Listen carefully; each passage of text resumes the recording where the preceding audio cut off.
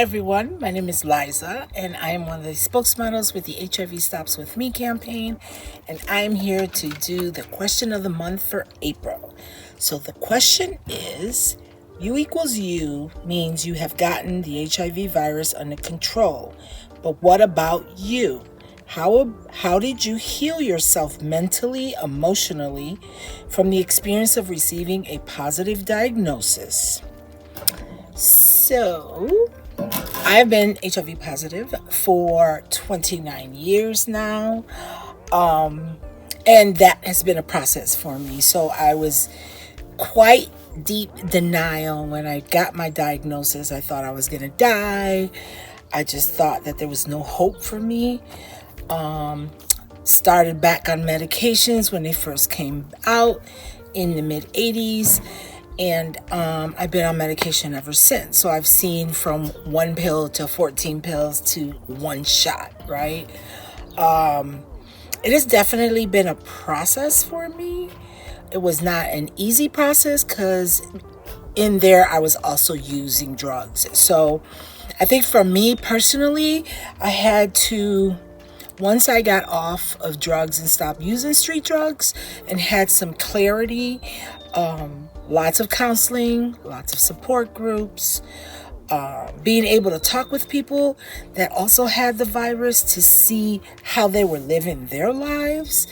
And once I started to see that, even though it wasn't easy, I started to love myself and realize that HIV is not the only thing there is to me. It is a small thing about me. And just with how far we've come with medications, treatment, and people are living their lives, right? So I have a family, I have a fiance, I have grandchildren, I have great grandchildren, I went to college, I have a full-time job. So I've learned over the years that I'm just like everybody else. I just happen to have HIV, and I don't have to let that define me. But if I can give somebody a tip, I think it's very important to find someone that can identify where you're coming from.